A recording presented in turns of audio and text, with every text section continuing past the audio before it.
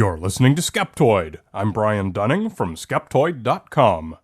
Albino Facts and Fiction.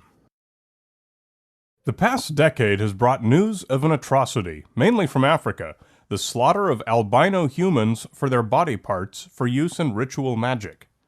Bodies are usually found headless and missing one or more limbs, but sometimes are completely torn apart, missing even internal organs. The reason is, of course, pure unadulterated pseudoscience.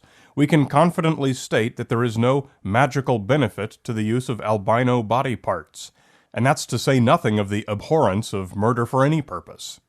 Clearly, there are some fictional beliefs out there concerning the nature of people with albinism, and today we're going to look at some more of these beliefs that might be held even by those of us who are not into black magic.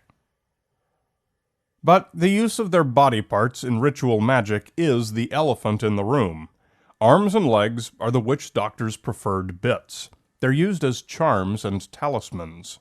And other body parts also have magical value, such as hair being sewn into fishing nets to bring good luck. About 5 albinos per year are reported to be killed in Africa for their body parts, but the total is probably larger. Perhaps even more frightening is that about the same number of people survive similar attacks, suddenly accosted by men with machetes who hack off the valuable limbs and abscond, with little care for the still-living victim they leave behind. It's quick cash. In Tanzania, a single limb can be worth up to 4 times the average annual income. A complete albino body, chopped apart and sold bit by bit, can be worth 5 times what the average Tanzanian can expect to earn in a lifetime. A figure often given in the press is $75,000. Fortunately, over the past few years, witch doctors and attackers have been prosecuted, and some have been executed, leading to a reduction in these attacks. But another problem faced by African albinos is that they're nearly always from broken homes. When some African fathers see their child born white, they assume their wives must have been having affairs with white men. The Albino Association of Kenya says that 90% of albinos in that country are raised by single mothers as a result. There are 4 basic types of albinism, some of which have subtypes corresponding to different genetic defects. All are inherited from the parents and are recessive traits. If both parents carry the recessive OCA gene, there's a 1 in 4 chance that their child will be an albino.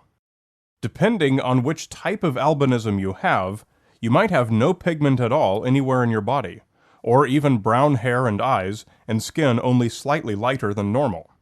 In most types, the performance of the enzyme tyrosinase is affected, which is responsible for the production of melanin.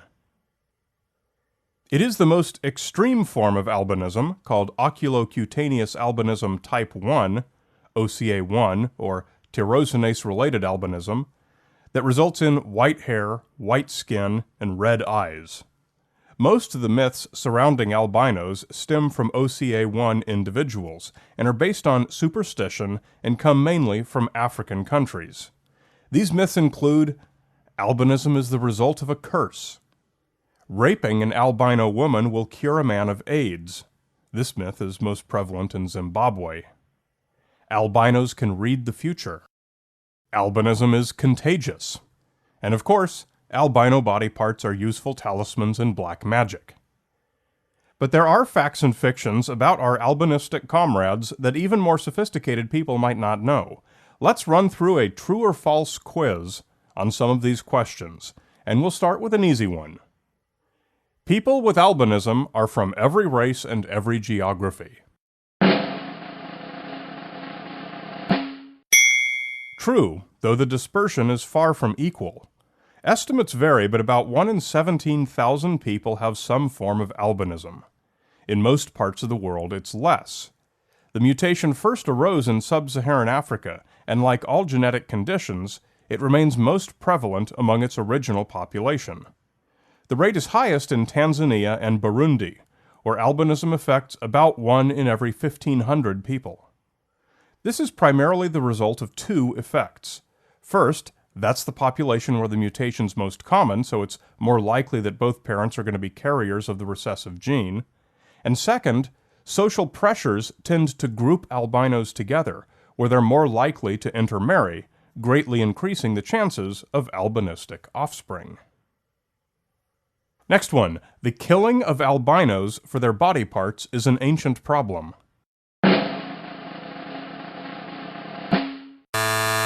False. In fact, nearly all such reports come from the past 20 years. The first conviction for such a murder came in 2009. Some researchers speculate that the problem is most likely older and was just never reported, but the evidence that it's anything but a modern trend is scant. Next one, albinism may have played a role in the origin of the white race. False. Albinism can be defined by a specific mutation of a specific gene, and that mutation is not a characteristic of non-albinistic whites. Thus, we have genetic proof that intermarriage with whites is not related to albinism among blacks, and albinism is not related to the appearance of white racial characteristics. In fact, we now know that race itself does not exist genetically. There is no way to look at a person's genome and determine his race. Instead, people have inherited physical characteristics that may be prevalent within their population and may affect characteristics such as skin color, hair type, or the shape of eyes, nose, and face. Next one, albinos are sterile. False.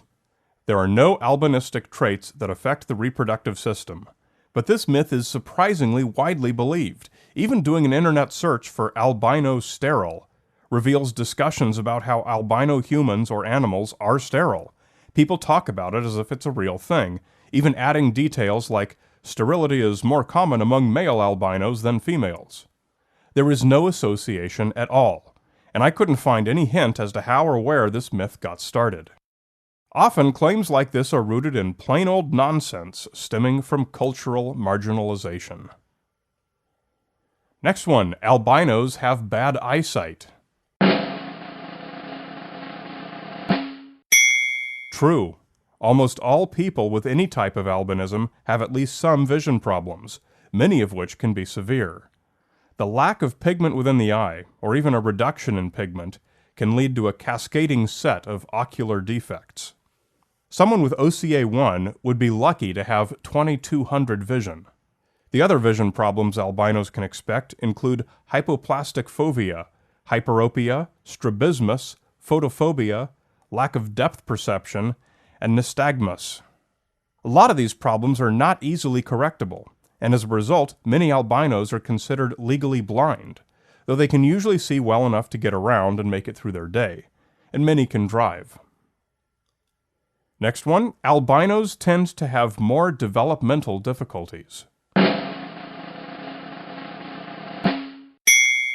True, but only because of the vision problems and social pressures. When you can't read the blackboard or you're ostracized from society and can't go to a normal school, you often fall behind academically. This has led to the belief that albinos have mental retardation problems, or at best, learning disabilities. In fact, they are no more likely to than anyone else, but because of the reasons stated, they are much more likely to be behind developmentally. Next one, there is such a thing as being the opposite of an albino. True. While albinism is the absence of pigment, melanism is an abnormal overproduction of dark pigment. But there are two important notes. First, while there are plenty of examples of melanistic animals, melanistic humans are virtually unknown. And second, like albinism, melanism is not a single condition, but a set of related conditions. You don't see Caucasian people who are dark black all over, which would be kind of cool. But we do see conditions resulting in pigmentation of certain internal organs or uneven pigmentation of the skin. Animals are another matter. There are beautiful jet black lions, snakes, penguins who look like they forgot their white tuxedo shirt, you name it. There's also another type of pigmentary disorder called amelanism, where the dark melanin pigment is missing, but other lighter colored pigments remain. You won't find any humans or other mammals with amelanism either, because mammals don't produce pigments other than melanin. but animal examples are common. You might have seen white and yellow pythons at the zoo that were incorrectly described as albino. If they were, they wouldn't have been any yellow. Birds can have flamboyant red and yellow beaks from carotenoid pigments. Next one, albinos have trouble synthesizing vitamin D. False. Albinos rock the vitamin D production. In fact, they can synthesize it about 5 times faster than very dark-skinned individuals. Vitamin D is produced in the skin when ultraviolet B light enters and provides the energy to chemically transform 7-dehydrocholesterol, which you need to get from your diet, into calciferol, aka vitamin D. In an ironic contradiction to some superstitious beliefs, this particular trait is particularly valuable in motherhood, when the need for calcium is highest, ranking albino mothers among the most physically suited. Next one, albinos are more likely to die from skin cancer. True. Shockingly, terrifyingly true, and it's probably worse than what you might think is the worst-case scenario. Listen to this snip from a 2011 article published in the journal Dermatologic Clinics. A study amongst individuals with OCA in Tanzania revealed that 100% exhibited skin damage by the first year of life, and advanced symptomatic cancers were observed in 50% of those between 20 and 30 years of age, with one case of skin cancer in a 9-year-old girl.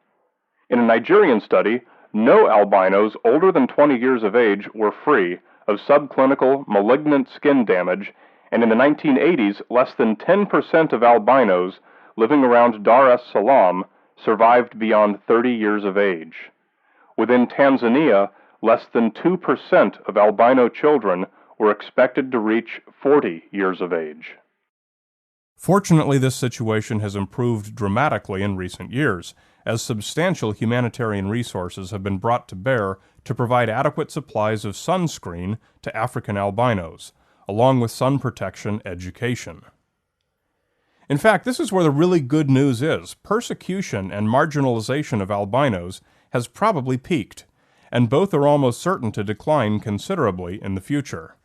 The number of charity and humanitarian groups focused on the issues facing African albinos has skyrocketed, and their presence is felt throughout the region. Albinism brings traits that are often seen as desirable in white populations: light or blue eyes, light skin, white or very blonde hair. It can even be seen as something of a physical ideal to some. Let's hope that this same appreciation for an amazing and unusual look continues to spread, especially among groups who see it as a defect or as some supernatural curse. Get the Skeptoid books, a great gift for anyone who doesn't listen to podcasts.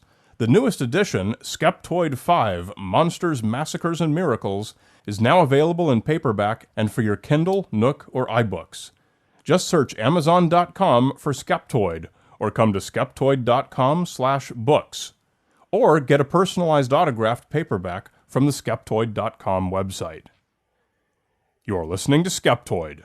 I'm Brian Dunning from Skeptoid.com.